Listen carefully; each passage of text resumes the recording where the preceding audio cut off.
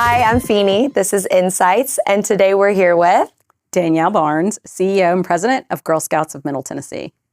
So I have been a Girl Scout, and I will always be a Girl Scout. You will always be a Girl Scout. Once a Girl Scout, always a Girl Scout. That's right. But for those who have not experienced it, can you please explain what the Girl Scouts are, other than just the amazing cookies? Yeah, this is an exciting time to be a Girl Scout, and I'm not going to lie. So we are an organization that was formed over 100 years ago. And so when you think about being formed in 1912, our founder, Juliet Gordon Lowe, had this vision to be able to give our young girls the opportunity to be powerful, to succeed, to have courage and confidence and character in a way that just was not, truthfully, it wasn't something they could do back in those days. And so fast forward all these years later, what is Girl Scouts? It's a great question. It's actually a very exciting time to be in Girl Scouts because Girl Scouts now is more important than ever. What we know is that so many of our girls are facing mental health challenges. What we know is that so many of our girls need an outlet where they can go and they can really strip off all of the identifiers, where they can take away where they're from, they can take away their neighborhood, they can take away their school. And for just that moment in time, they get built from the inside. They get to have experiences and activities and curriculum that really helps bolster who they are at their very core. And so when they begin to start putting those identifiers back on, those girls have had experiences that have made them so strong. So we're STEM focused. We also are 100% girl led. So if you think about that, outside of any other organization, a girl can truly choose what she wants to be. If she wants to have a STEM curricula, she can. I have an AI badge for that. If she wants to go and do camp and be outdoors and take advantage of all of our many outdoor programming, she absolutely can. And what we know is that it's a space for them to explore, to try new things, to learn new things, and to really just get a good handle on who they want to be as a leader. That's awesome. Couldn't have said it better myself. That's fascinating. So, can you explain what your position is for the Girl Scouts and kind of just delve into that a little bit? Yeah, I'm super excited because I've been in this role as CEO and president for it's been about 14 months now, 15 months, not that I'm counting, but this is by far, when I tell you this is the most exciting time to be a part of this organization, it really is for me. So as president and CEO of the Girl Scouts of Middle Tennessee, we cover 39 counties. So we go from Crossville to Jackson, straight up and down. We are the only council that is 100% Tennessee focused. We serve just under 11,000 girls. So let's get that perspective. With just under 6,000 volunteers. And we could not do our work without the support and encouragement of our volunteers. Part of my day-to-day is, making sure we have the funds to operate, making sure our programs are still very relevant, continuing to encourage volunteers to support and volunteer and support our girls. So it's been, I would say that no 2 days are the same, but it is incredibly fun. That's fascinating. So you work with a team of how big to help with facilitating all of this? Yeah, we have a team of just under 40 people. Oh, wow. So we are very small and very lean and mean. That's right, lean and mean. During the summer, obviously, with our 2 camps, we have one camp in Ashland City and another one just north in Millersville. We do expand with staff to be able to operate those camps during the summer. But no, we are very dependent on our volunteers to make our programs a success. That's awesome. Okay, so this is as a CEO of, 11,000 girls that you're reaching, can you explain to those that are unaware, on a national level, there's obviously a national presence of the Girl Scouts. There's a worldwide presence of the Girl Scouts. What does that look like in relation for, are you helping with those other organizations? And is there any communication between the different Oh, of organizations? course. So I'm just curious what that looks like. So it's a little bit of it was an odd structure for me when I first came in to really get my hands on it. So the way that I always explain it, and it'll probably get me in trouble, but it's a franchise model, if you will. So our National Girl Scouts of USA is our parent organization in terms of, if you think of it as a business. They certainly have the ability to set all of our branding, require certain program requirements, set the Girl Scout law, all of the things that we have to abide by as an organization to represent the name of Girl Scouts is handled at that national level. Got it. We, however, are an independent 501c3 just here in our internal 39 counties. So we do have the ability we have the great flexibility to do basically everything else and operate however we need to operate for the success of our girls in our area. That's awesome. So what was your history before? What led you to work with the Girl Scouts? Oh gosh, you want the long version or you want the short version? Whenever we have plenty of time. I'll give you the medium version. Okay. I am one of those kids. I grew up as I tell people I was not a good Girl Scout, actually, to be fair. I made it to brownies, and I think selling cookies took me out. I think that was when I threw up my hands and said, this is not for me. And now here I am, life full circle. But I knew I wanted to be a lawyer. Okay. And so went to law school and went through the whole, had my whole life planned as some people do. And hit a point in my career where I just decided that, I didn't want to be a partner anymore, but I didn't know what else I wanted to do. And I went to work for the state of Tennessee at the Department of Human Services. And I fell in love with the mission and being able to really live out my passion and my purpose connected with my work. And that was the first time I had ever really, I mean, you know it, but until you feel it, you don't really know that those two interact the way that they do. And I thought I was only going to stay at the department for 4 months. I ended up staying for 16 years. I tell people, never invite me to your barbecue because clearly I never leave. I'm the last person to leave. I served through 3 administrations and as the Commissioner for Human Services directly under Governor Haslam and Governor Lee. Okay. There is a lifespan of a commissioner. I clearly surpassed it. I was there way longer than I was supposed to have been, and decided to go back into private practice and was working in consulting and had a fabulous role, got to do human services consulting across the entire nation. Oh, wow. However, I felt this strange tug back in my own internal self of being far removed from the mission again. And I didn't appreciate how much that was actually going to impact me. And so you do a project, then you kind of walk away. So I remember telling my husband at the time, and I said, if the right nonprofit comes along, I'd consider it.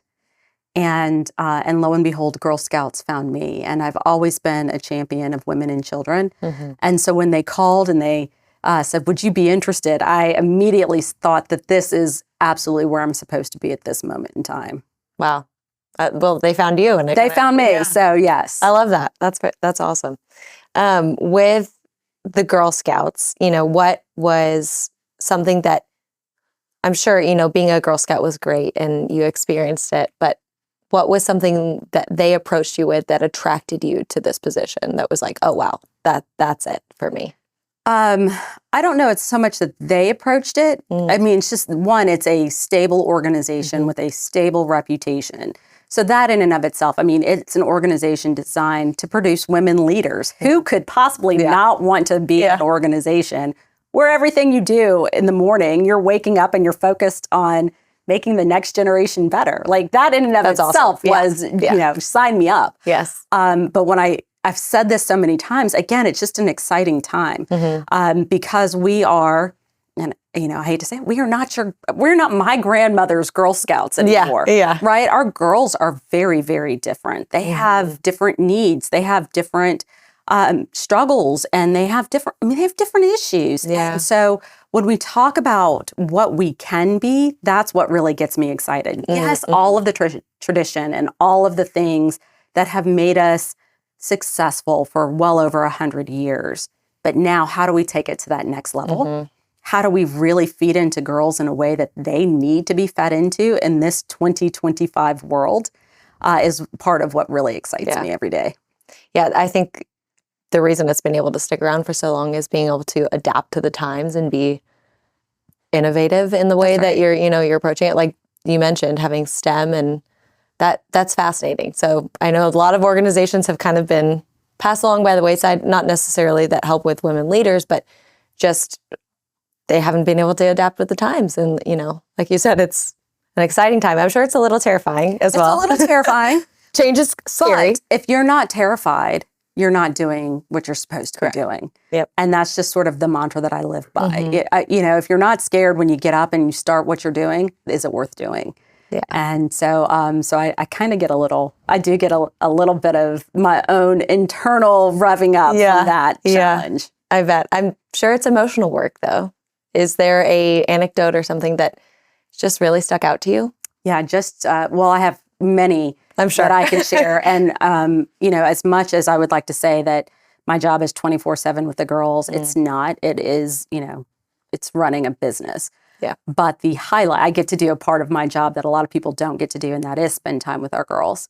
Yesterday, I was with a troop, and they were packing. So it's sort of a two-pronged. I'll give you a two-pronged story because it involves both the troop and the young lady.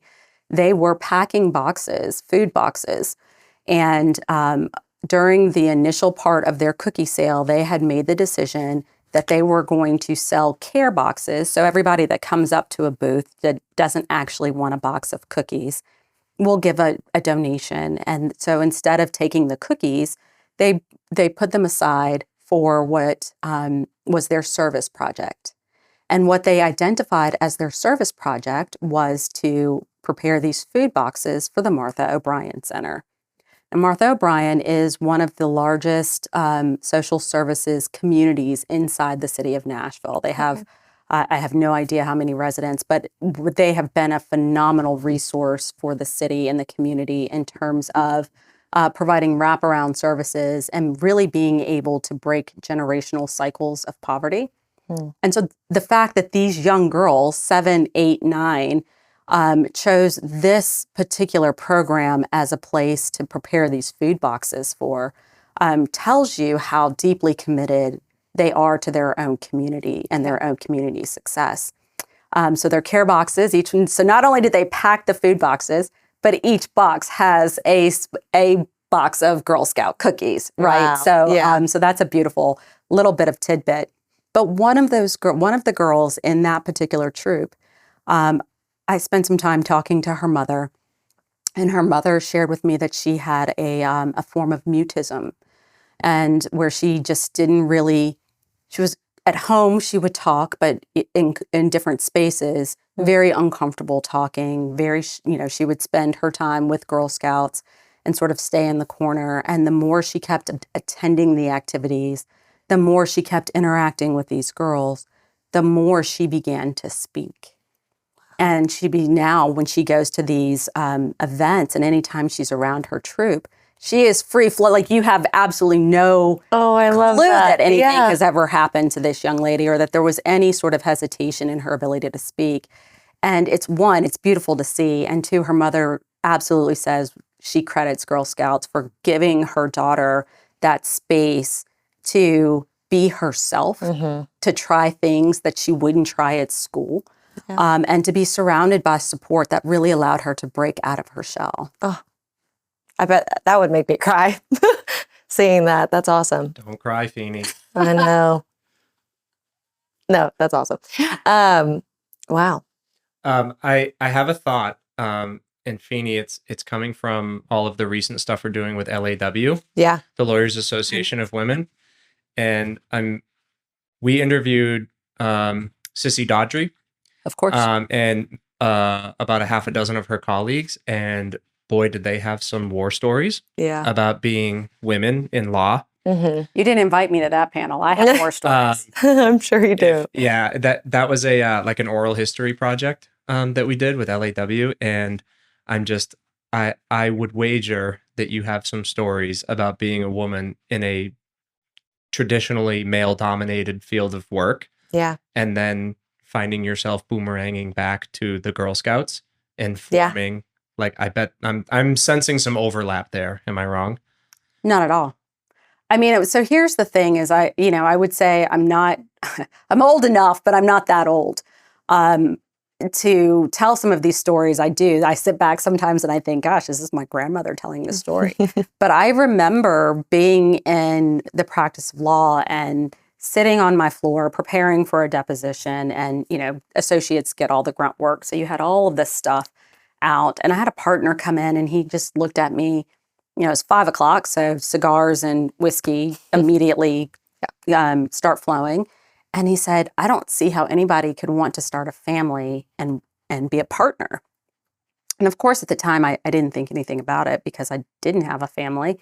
But it was my first sort of like, this is going to be very different. A big part of my career. Now, I could give you more war stories. I promise to redact the names because let's be honest, I'm a Black woman that spent the majority of her career working inside of a very political environment. Mm-hmm. And I remember so I spent a lot of my career lobbying initially, and partners that would say, oh, you're going to see that senator, but you're wearing pants. And I was like, well, of course I'm wearing pants. And he said, well, I just need you to lower your blouse a little then. Because we really need his vote. Wow. So again, when I tell these stories, it's not that far removed. Yeah.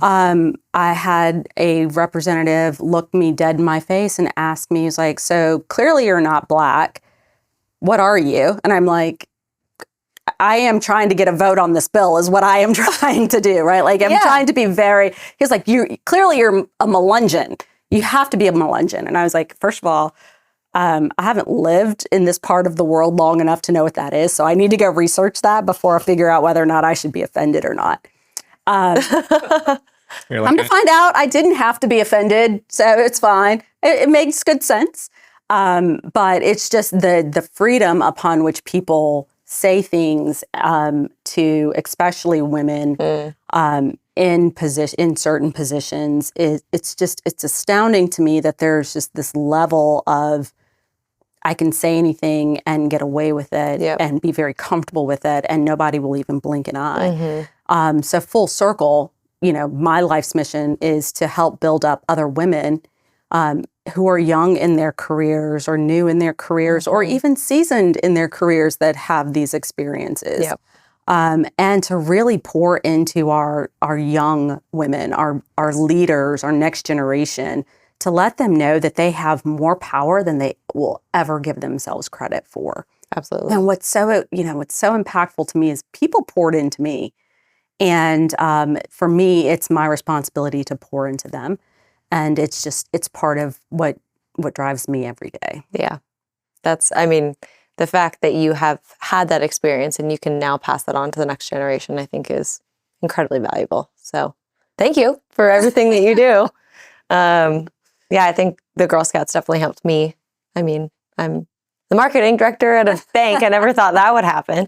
But yeah, the bank is, it's predominantly male, and it's nice to know that like they support all the women here. So yeah. And even more important, as we are right at the start of Women's History Month. Exactly, and to really just pay homage to those that came before us and recognize that there are a million more coming behind us. Yes. And so when we talk about Girl Scouts, we talk about empowering girls and giving them the ability to change the world. Yeah. That's not just a mantra. That really is very true. Now, their worlds, we're not telling them what that is, right? We tell them they could be a leader. Some people say, well, I don't want to be a CEO. I don't want to be the president of a bank. You don't have to be. Yeah. But every single one of those girls that have come through Girl Scouts is a leader and marketing director for a major bank. Yeah. And so it's nice to pay that forward. Yes, definitely. No, that's fascinating. I think, so I mean, just being among the Girl Scouts, I was a Brownie, then I was a Girl Scout. I don't think I've ever made it to the blue uniforms. I was the green uniform. Daisy is first, then Brownie. Yes. Daisy, then Brownie, and then Girl Scouts. But did Girl Scouts in California, so it's a little bit different, I'm sure, than Tennessee. So like one of the badges was snorkeling. And That sounds like a fun badge. yeah, it was pretty fun.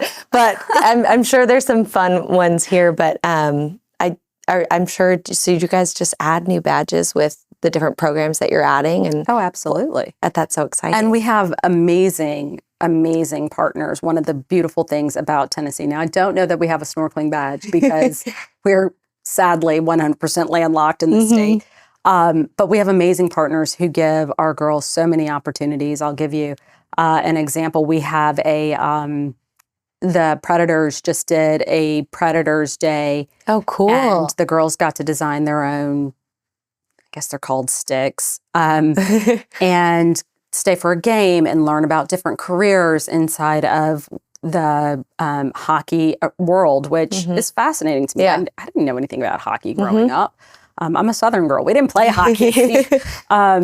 But we have a very similar program with the Nashville, Tennessee Titans. I was like, I'll get it there eventually. The Tennessee Titans, who did a very similar program where they brought them in, let them have backstage tours of the stadium, showed them, allowed them to talk to different individuals who are involved in different aspects of that career. Nashville Symphony is another great one. They are doing a program coming up I think it's the Lion King on stage. Oh, wow, cool. I mean, so for the programs that we don't have a very specific curricula for, our program partners have been phenomenal at leaning in and filling that gap to give different experiences to our girls. Just the exposure to That's right. all those amazing different, you're not going to learn that in a classroom anywhere. So I think that's so valuable. So you talk about partners, but I mean, if you're looking to grow the Girl Scouts, what is something that you're asking of, to share the knowledge of the Girl Scouts? What are you looking for when you're looking for a partner? Yeah. So one, I think it's really critical that people know we are not just cookies, right? We are intentional programming. We are there to fill, exactly as you said, fill those gaps somewhere between school and their future. We actually consider ourselves, I know this is going to be shocking, but we are workforce development. If we're not getting to these girls early, then we've missed an opportunity. And so when we talk about all of those things, what we ask of our partners is to lean in with different ideas, different creativity, and where they can. So one example could be we're doing a big program, our big summit is in the fall, and we are setting it up with different corporate partners all across, almost like a career fair, but not a school boring career fair kind of, right? Like, I hate to say that, but not like a booth and here you get to learn about banking. But here, maybe you get to learn about the exciting things about banking. And if there's something particular you didn't know that you could do, like be in marketing and banking, like who knew that?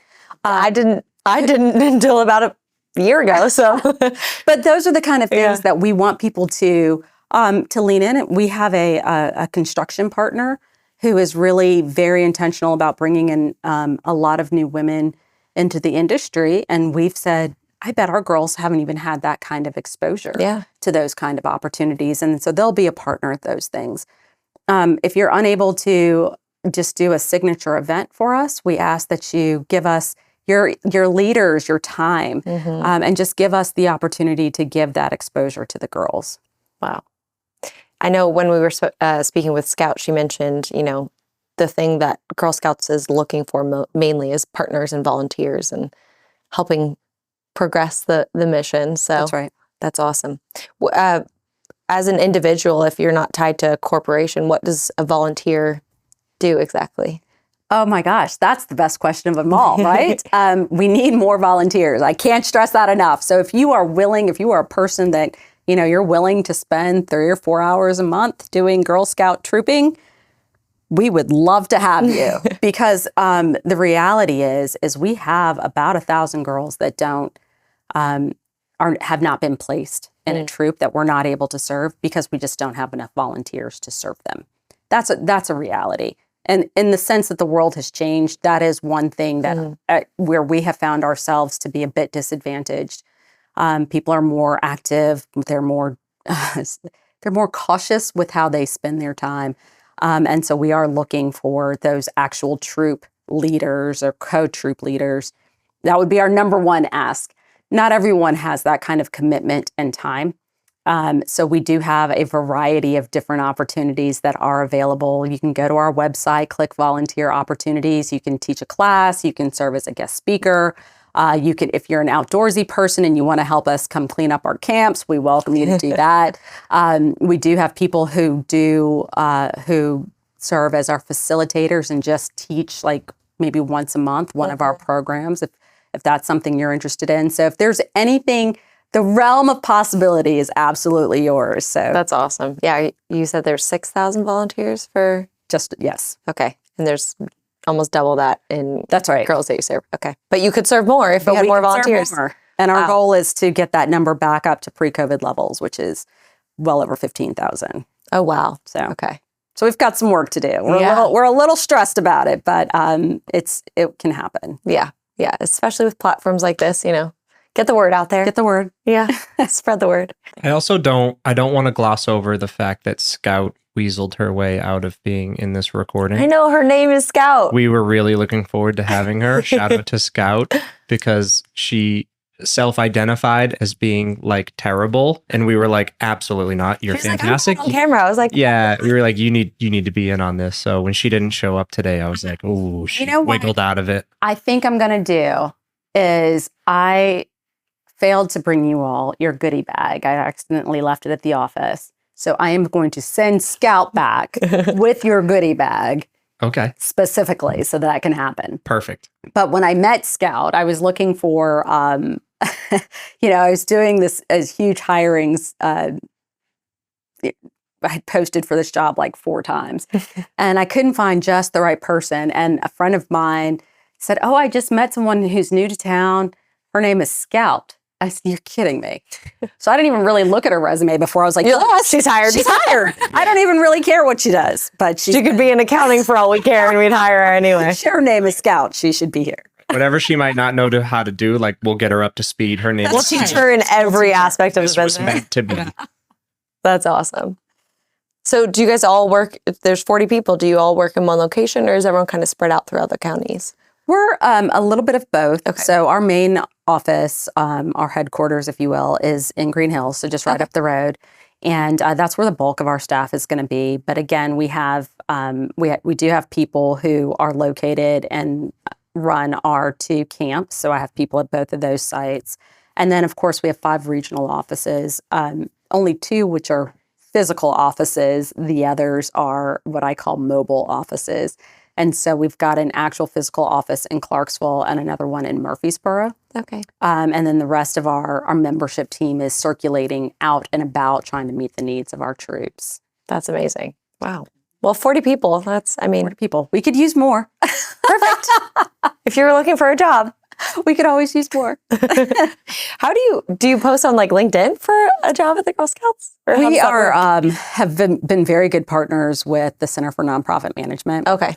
They've been a great supporter, and that tends to be where most people end up going. Mm-hmm. We've posted on LinkedIn, of course, and of course we've posted on Indeed.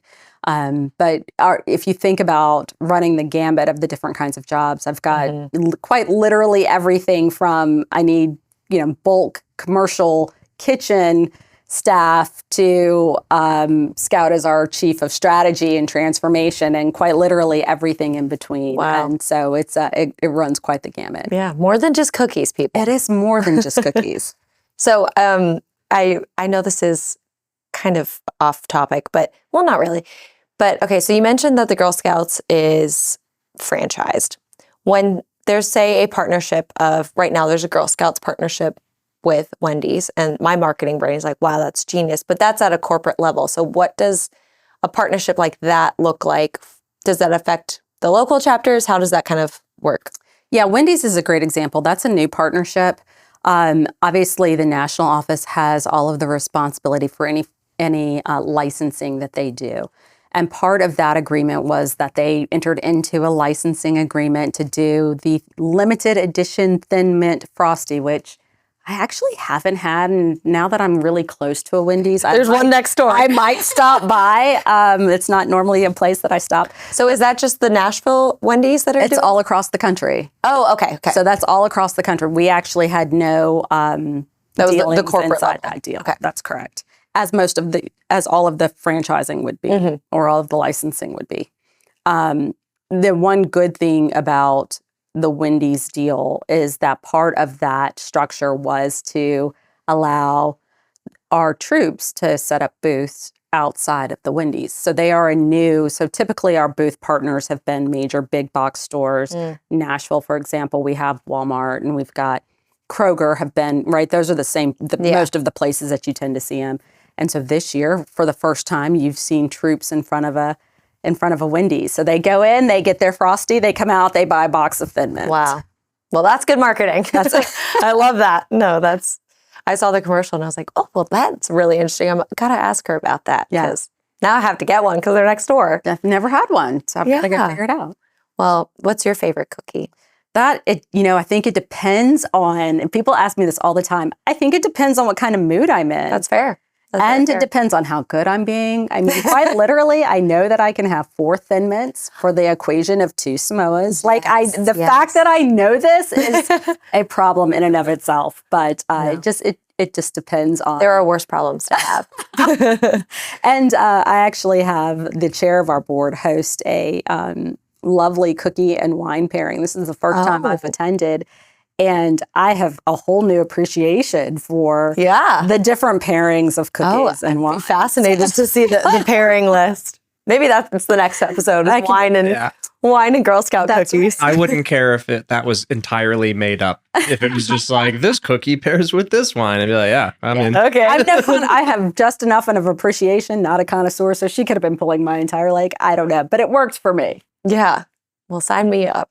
It's Friday after all. Speaking of more than cookies, right before we started recording and sort of when we first started recording, we were talking about some of the services that the Girl Scouts provides.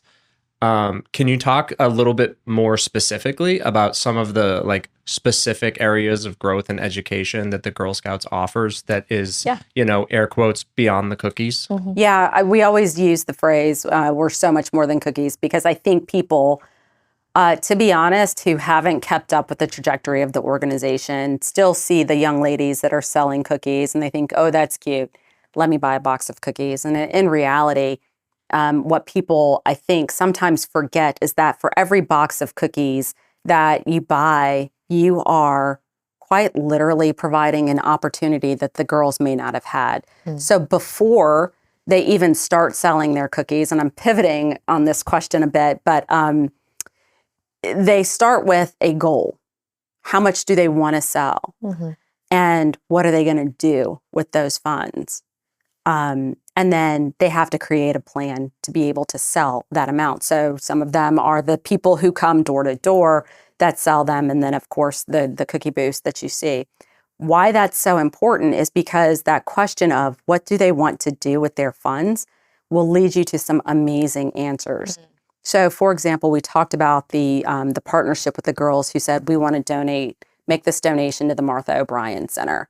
Fantastic. We've had younger troops who have wanted to go and spend the night with the sharks. I didn't know that was a thing. I'm terrified about that. I don't know why anybody would want to do that, but they spent the night at the aquarium underneath their shark tent. And they knew, so the point is that they had a goal. And part of what they are trying to do is not just peddle delicious cookies. That's just the beginning. That's just the beginning, or that's sort of the middle, right? And they have to know how to market, and they have to know all of the means to. That's right. Yeah. And so I think it's really important that people understand that it's not just the cookies. It really is really helping them increase their programming. I think the other part of that is I think people don't necessarily have an appreciation for our older girl population. Usually, when people think of Girl Scouts, they think of our younger girls. And so we have tried to be very intentional about building older girl programming. And so we talk about it being workforce development, but we also talk about it being much more intentional leadership development as well. And so this year, we're kicking off our signature event or our signature program, our Teen Leadership Council, and I'm super excited about it. It is a 10-month program, intense leadership program, where we will teach our girls everything from resume writing to branding, learning how to do an elevator speech, learning how to be their own advocates, spending a day on the Hill and learning how the civic process actually works in action, and really giving them all the tools that they need to be the next generation of leaders. So that's, I mean, a lot more than cookies. So much more than cookies. So when you're selling the cookies, is there just an age? You say the older girls, you're doing programming for them. Are they selling cookies too? They absolutely are. Yeah. Yes, they are.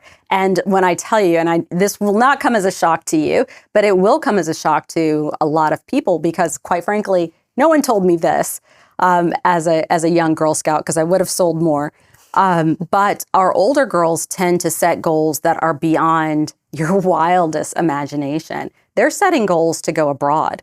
We had a whole troop last year who set a goal to spend 2 weeks, a week in Paris and a week in London. And that's a lot of boxes of cookies to fund that trip for that troop of girls. And they absolutely blew it out of the water. Wow. I think just seeing, other troops and, bringing each other up like that, I think with a lot of men typically, or like Boy Scouts, they are used to being on sports teams. They're used to having that camaraderie. I think having a combined goal, like going to Europe for 2 weeks, is that camaraderie is not, we're often pegged against each other. That's true. So I think bringing each other together and achieving that combined goal, I think that's really powerful. And remember, we talk about being a sister to every Girl Scout. Mm-hmm. So it really isn't that my friend over here sold more boxes or had a different opportunity. It's how can I support her to help make her even stronger? Yeah. And that's the kind of lessons that I really hope that our girls embrace and pay forward. Yeah, absolutely. I think when we talk about these tangible goals too, one of the things that we don't talk about enough in Girl Scouts is our high award program. Mm. And a lot of people don't recognize that we do have an honors program, much like the Boy Scouts Eagle Award. We have our bronze, silver, and gold awards. We start them early, and our girls come up with some projects that are just unbelievable. So when you're working on your bronze project, you're usually working together as a troop. So again, shared goals. Mm-hmm. We had a group, for example, identify a need inside their community to chip the animals because they did not have a clinic on site that was able to affordably chip the animals. And so they made that their collective troop bronze project. As they get older, they begin to do these projects on their own. So you have your silver and your gold award. Our gold awardees will blow your mind. We had a young lady who inserted and installed defibrillators and taught teachers and different staff members how to use the defibrillators because of an incident that she had watched her parent go through. Oh my gosh. How old is she? 17. Wow. Right. And I wasn't thinking like that at the age of 17. No. We had another young lady who decided, she had been very active in volunteering at homeless shelters and realized that most of the products that were being donated were not tailored for women for African-American women. Our hair products sometimes need something a little bit different than Suave. Yeah. And so she set out to make her gold project a way for Black women to feel at that moment in that shelter that they weren't less than, to collect these hair care products and hair care treatments to deliver to shelters so that when women face these horrible situations, the last thing that they're thinking of is being less than. Yeah. So having just the mind of these young women and understanding their communities around them and being able to say, I see a need and I'm going to go in and I'm going to tackle it, that's powerful. And that's what we don't talk about enough. Yeah. Yeah, it's yes, you're teaching leadership, but you're also teaching them to be bigger than just themselves. Right. And do you have children? I have a son and a daughter. And my daughter is unfortunately and sadly my beta test. She hates it. So she grew up inside the Girl Scouts. It's from the age of kindergarten. Typically what happens, and it's pretty sad, and why we have been focusing on older girls, is you see the drop right at the age of 12 because it's no longer cool, or there's sports. I mean, she plays soccer, so we're on a field 5 nights a week. So really trying to be much more intentional about that older girl programming. We were very fortunate in that we had an amazing troop leader who so I don't think I appreciated the amount of work, because she would open a book and say, okay, you take this month, you take this month, you take this month, and we'd all go off and do our own little things and we'd come back together. And so it never felt like so much work for one person. And she loved it. Now, of course, the troop disbanded in the, again, ripe old age of 12 years old.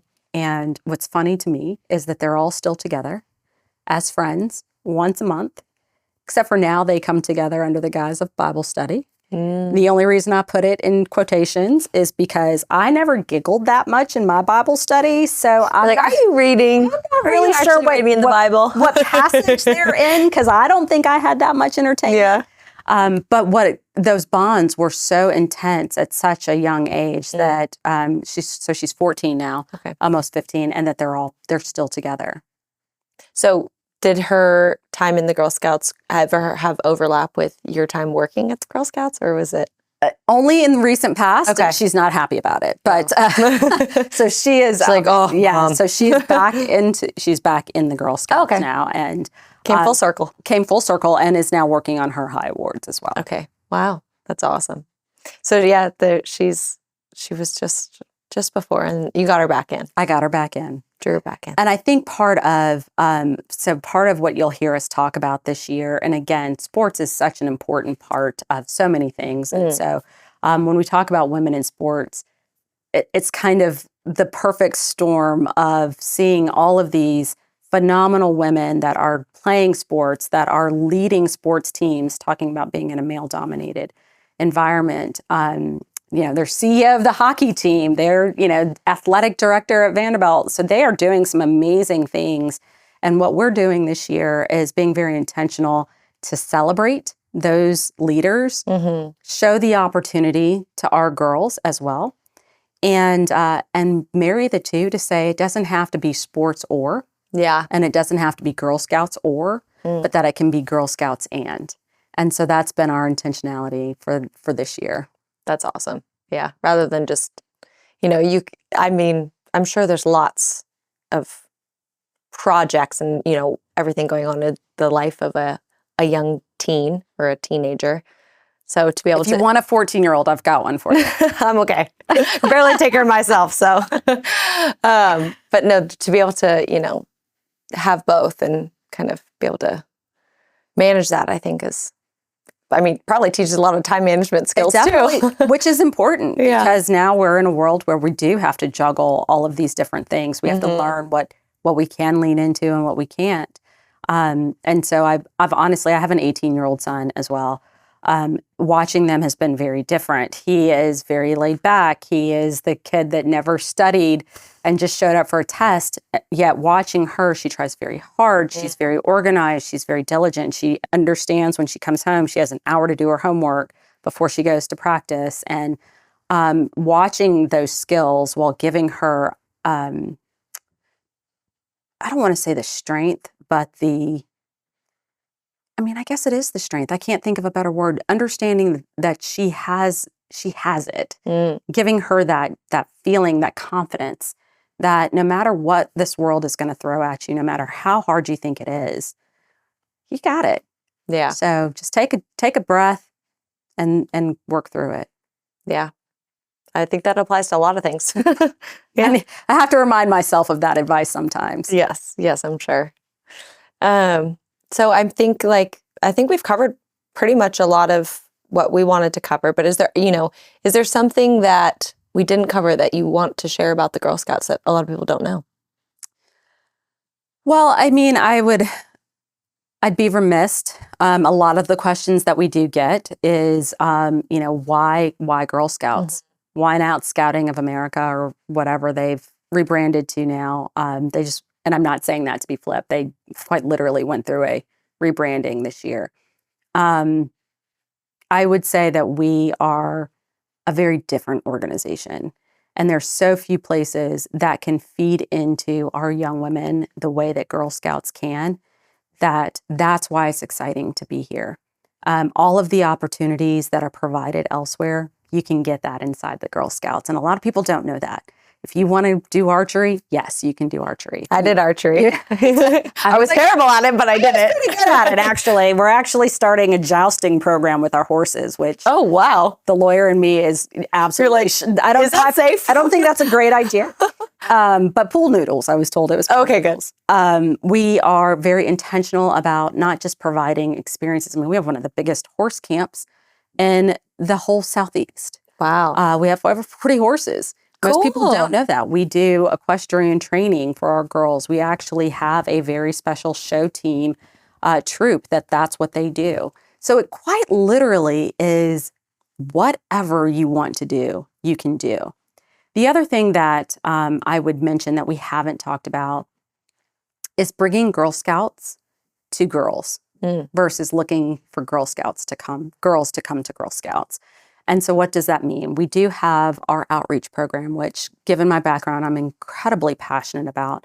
But those troops started in our Title I schools inside the city, and they are 100% grant funded. So another opportunity for people to volunteer is to serve as one of these outreach troop leaders. But once a week or once a month, depending on their curricula, they stay after school, and it's 100% grant funded. We bring the uniforms, we bring the curricula. Heck, we even have people driving around delivering the snacks, so that we can bring Girl Scouts to an environment where girls would not have normally had that opportunity. We have expanded that program, and again, huge passion of mine. Over the course of the last year, we're now almost twice as many as we had last year, so 100% increase. Wow. So serving over 1,000 girls in that program. We're now have a great partnership with our Metro Housing Development Authority. So we're inside of housing communities with Metro National Parks has been a great partner. And so we have troops at different community centers and parks across the city. The other thing that we also have is a program that we call Troop 6000. And that is a troop that, again, much like our outreach programs, we go in to housing communities for those girls who are at risk of homelessness. So we have great partnerships with the Salvation Army, with the Martha O'Brien Center, and many others. And again, for just that moment in time, so it's not what we would consider to be the traditional 10-month Girl Scouting experience. But for that moment in time, you take off all of the burdens of that family and you just give them the opportunity to be just that moment. And it's so powerful. Yeah. Our hope is that obviously when they leave that situation, that they continue in Girl Scouting. But if they don't, they've had an opportunity that they couldn't have gotten anywhere else. Totally. And really excited to keep growing that program across the counties. Very powerful. Yeah. I think just being able to be a kid, just to like figuring out what you are outside of all those outside factors. Yep. Wow. Well, that's exciting work that you're doing. I'm sure it's exhausting, but I'm grateful that you're doing it because it means a lot to a lot of kids. So it is, again, that calling of just being able to help our next generation, to give them just that courage and that power. We talk about the 3 C's inside of Girl Scouts: courage, confidence, and character. And to watch it play out every single day is what continues to drive, I think, all of us inside the organization. Yeah. When you love what you do. When you love what you do. I love that. Wow. What are some resources people can tap into, websites, phone numbers, et cetera, emails? Like, where can people go if they want to learn more or help? Yeah, I would say let's hit our website at gsmidtn.org. So Girl Scouts Middle Tennessee .org. And you can just search Girl Scouts Middle Tennessee and we pop up, and all of the resources are on our website. We would also encourage you to follow our Facebook or Instagram. We have lots of resources, and you can see a lot of the actions that we're putting, a lot of the things that we're doing in the community. One of the most adorable, I don't know if I'm allowed to say that word. I don't know that that's all that professional, but we do a Troop Tuesday spotlight. And so we find a different troop across our regions to highlight and to see some of the work that they're doing. So that's always fun. They probably love to see that too, if, see their troop featured on. Those are usually our highest numbers of engagement. As a marketing person, you can appreciate that. Those are our highest levels of engagement. Yes. So yeah, I was a young girl and I saw my troop on the Girl Scouts of Middle Tennessee Instagram. I'd be like, oh my God, we're famous. Well, thank you so much for taking the time to chat a little bit about Girl Scouts of Middle Tennessee. It's been fascinating. I'm hoping we can do a part 2. But thank you for joining me today. Thank you for having me.